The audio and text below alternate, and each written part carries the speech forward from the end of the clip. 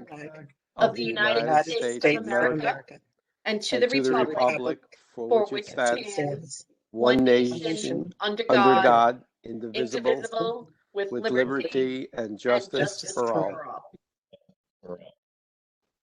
Okay. Thank you, everybody, for attending. So we do have everybody. We have full attendance this month. I'm just going to, I don't want to keep the director any longer than he has to be. So we will do all our housekeeping issues at the end. So welcome. The floor is yours. Yeah, my phone's ringing. I'm in the car. I'm driving. Thank you very much. I appreciate it. Hi there. Marie, you broke up for a second. I just wanted to make sure that it was I were introducing. Okay. All right. Okay. Thank you. Well, I appreciate it, and it's good to see you all. Mr. Goldman, nice to see you again. And yes, good to see you. It's been many years. I'm really happy to be here with you all, and I wanted to be here to introduce myself because I was honored to be appointed to chair the City Planning Commission and director of the Department of City Planning by Mayor Adams on February 7th, and I really just want to come and introduce myself. I'm a lifelong New Yorker. I grew up on 20th Street and First Avenue in Manhattan, but certainly view myself as a five-borough guy. I spent more than a fair amount of time on Staten Island, so I figured you should know that. I was really eager to pay the borough board a visit because I have spent a lot of time in borough boards, as you might imagine, and I know how important your work is for cross-borough strategy and implementation. I also know how hard you all work. And most importantly, I wanted to let you know that the Department of City Planning is eager to be a partner to you all. We want to be collaborative. We are interested in being clear in our approach. My time with borough boards related to I spent 12 years representing the east side of Manhattan in the city council. I was the CEO of a not-for-profit organization that supported public parkland, 6 miles of public parkland, and advocating for park improvements. And so I've spent a fair amount of time in government. I know how important community boards are, local representatives, and also the connection between city planning and all of you. And so we want to be really open and transparent and clear in our approach. Everything from my communications as the chair of this agency to what you hear from every planner at your boards. We are working to use accessible and plain language, explain why we're doing what we're doing.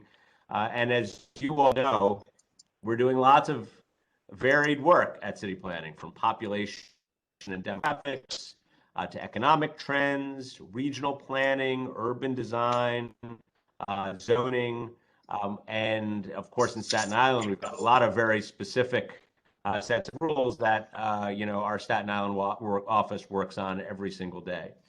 And we appreciate our partnership. And I want you to know that on the applications that are coming before us, we're going to take your views seriously. So send us comments that are viable and well considered. We are going to amplify them and make sure that they are heard in the process. I also wanted to note that we're going to try to take a different approach in this administration to capital investment in a way that is led by good planning principles. As you all know, as experts on the subject, too often our city agencies, they're working in silos. You have the Parks Department expressing its needs to OMB.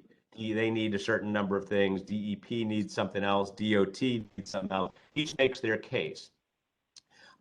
In the mayor's recent blueprint, he announced what is called a seed fund, and it's a way for us to look across agencies for catalytic investments. So for those investments that are actually going to have a significant impact for jobs, growth, economic opportunity, look at areas that have seen historic disinvestment, and to make real investments across agencies in ways that are the best use, frankly, of our city's capital dollars and that are thoughtful and across agencies. So we're going to be partnering with neighborhoods. Think about big opportunities to do that. We're going to have a 5-borough strategy, of course, and we're not going to just invest where there's some big rezoning happening here.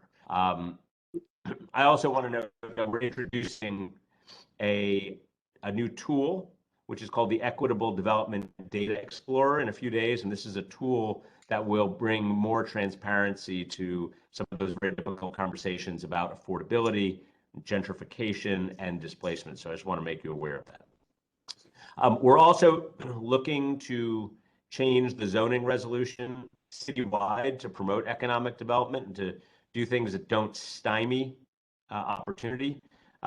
By way of example, at the end of last year, we removed some outdated zoning barriers to opening gyms and spas and helping these industries recover more quickly from the pandemic. We're looking at ways to reduce red tape for other types of businesses, retail, services, industrial. They're the sorts of fixes that we can make to our zoning to make it work better for all New Yorkers. And so we're going to come back to you all with more details and start that conversation soon.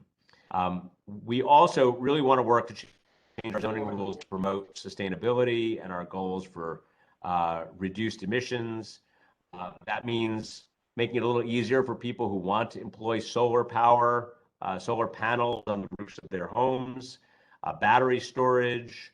Some of the rules that we have today are not very friendly for that. We want to be able to allow people more flexibility. We have to modernize our zoning resolution to allow for things like electric car charging. You won't be surprised to know that the 1961 zoning resolution only refers to gas stations. There's no reference to electric car charging. So we need to bring our zoning resolution up to the year 2022 and beyond. And on the subject of resiliency, as you know, at the end of 2021, City Planning released a comprehensive waterfront plan, which offers a vision for the next 10 years of our waterfront, including climate justice, job creation, transit, and how they all work together. So if you haven't read it yet, I encourage you to do so at waterfrontplan.nyc.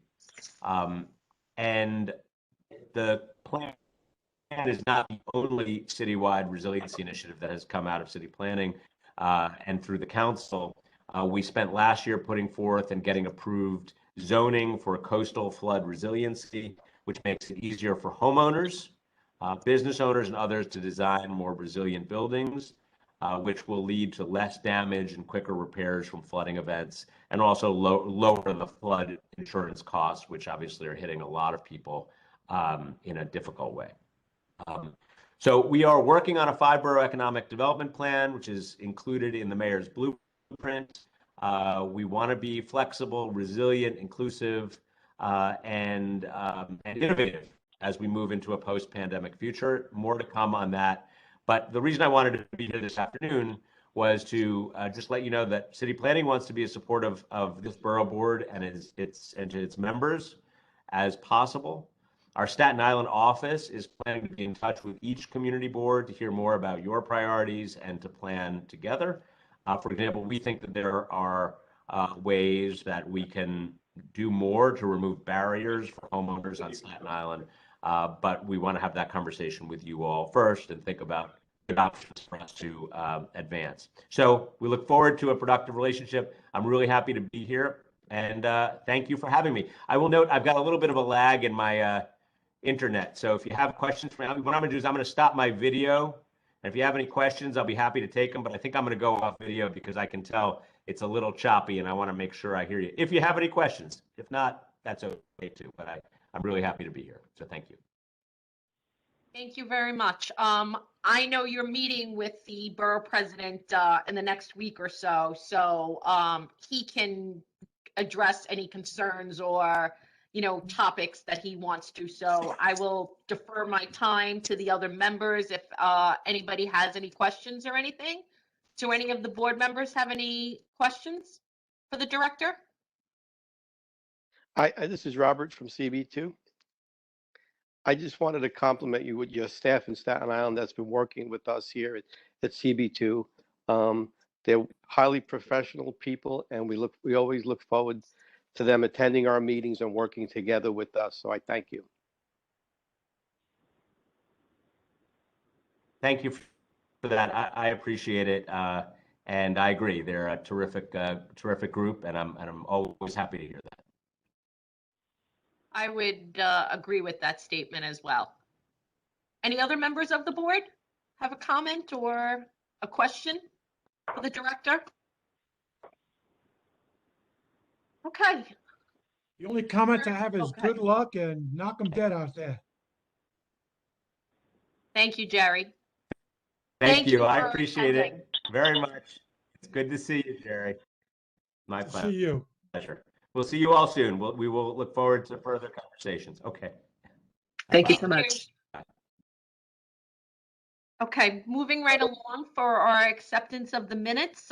Brooke was kind enough to send the minutes to everybody. So can I entertain a motion to accept, please? I accept. The minutes. Okay, Jerry first. Rob, that was you that said I accept? Yes, yes. Okay, all right, so Thank you. Jerry first, Robert second. Okay, correspondence, we did not have any this month. Does anybody have any old business that they would like to bring up? Nope. Does anybody have any new business that they would like to discuss?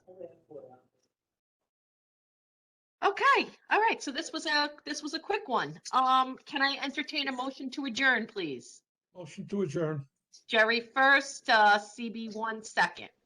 All right, thank you, everybody. We will see you next month unless something comes up in between, and then we will reach out to you.